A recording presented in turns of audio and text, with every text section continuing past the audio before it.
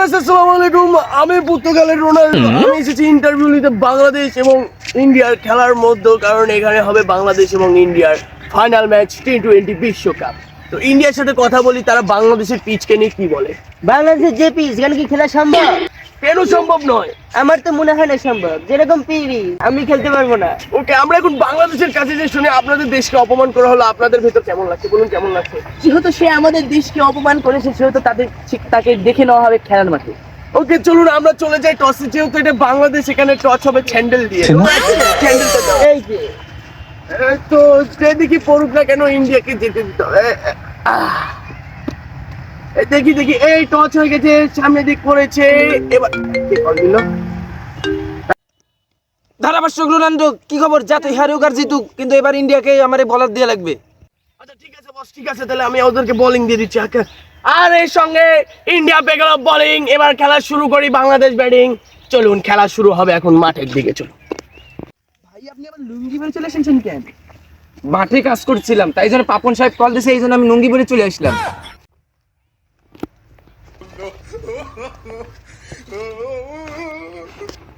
Umpire আবারও চলে আসলাম আপনাদের মাঝে। আমি হচ্ছে আইসিসির আম্পায়ার। এর সঙ্গে বাংলাদেশকে ব্যাটিং দিয়েছি এবং আমরা ইন্ডিয়াকে বোলিং দিয়েছি।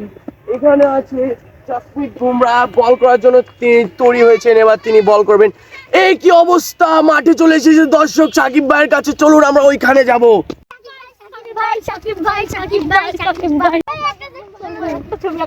আইসিসি ইয়াকো এক নিয়ে দাও। এরা কি করে?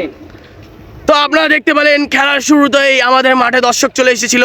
এই দর্শকদেরকে এখন আইসিসির প্লেয়াররা হটিয়ে দিয়েছে। এটি হয়েছে একদম অসাধারণ আউট। না, এটি আউট। স্যার এটা আউট না, তো আউট না। ও নো, এখানে কি হলো? উনি তো ডিআরএস এর অ্যাপ্লায়ার করছে। চলেন আমরা ডিআরএস দেখবো। এই হলো বাংলাদেশের সস্তা ডিআরএস। তো চলুন আমরা ডিআরএসটা করি।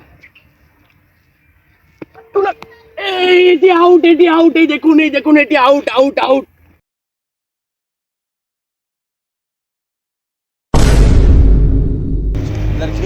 নেমেছে মাঠে, বোলিং শুরু। ও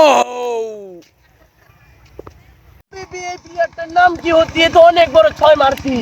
কি হলো লিটন কুমার দাস? ও মাই গড হাবিবি, এর দাম কত হতি? একদম 4 কোটি। আমি একে 50 কোটি দিতে হাবিবি। তুমি একে নিয়ে আসতে, গোয়াটা আমার ভালো লাগছে হাবিবি। যাও নিয়ে এসো, একে ডেকে নিয়ে এসো। ডেকে নিয়ে এসেছি।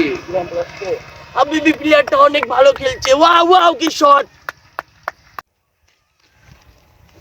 আমার বস আপনাকে নিতে যাচ্ছে 50 কোটি টাকা দিয়ে। তাড়াতাড়ি আউট হয়ে যান আপনি। ও মাই, আপনি যদি হন হিট আউট হয়ে চলে আসুন তাড়াতাড়ি আমার হাবিবি ডাকে। মাই গড হাবিবি, এখানে হাবিবি তার পার্টনারকে পাঠিয়ে দিয়েছেন লিটন কুমার দাসকে কিনতে, কারণ এখানে চলছে দুর্মুক্ত খেলা। তো লিটন কুমার দাস এখন হিট আউট হয়ে যেতে যাচ্ছেন। ইয়েস, তিনি হিট আউট হয়ে গেছেন এবং খেলাটি শেষ মুহূর্তে বাংলাদেশ হেরে গেল। লিটন কুমার দাসকে হাবিবি কিনে ফেলেছেন। লিটন কুমার দাস এবার খেলবেন ইন্ডিয়ার পক্ষে।